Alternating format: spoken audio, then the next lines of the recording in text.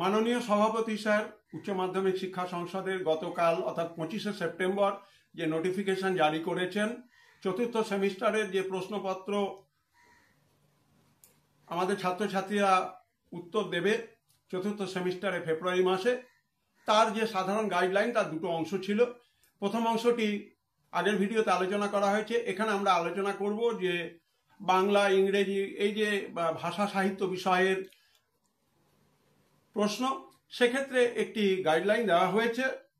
It may be noted that this general formula, যেটা আমি আগে বলেছি, provided here will override any other question pattern notified by the council earlier.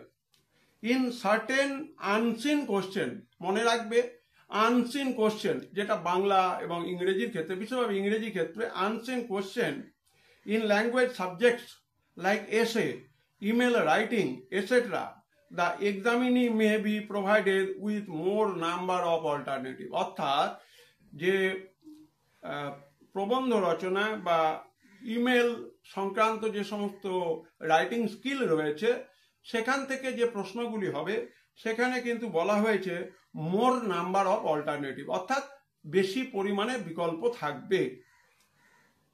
পরিষ্কারভাবে বোঝা যাচ্ছে যে যদি অনুচ্ছেদ লেখা থাকে, সেই অনুচ্ছেদের সঙ্গে আর অন্যান্য যেগুলো আমাদের পাঠ্যসূচিতে প্রশ্ন প্যাটার্নে আলোচনা করা আছে, সেই জায়গাগুলো কিন্তু বিকল্প হিসেবে এই জায়গায় থাকবে।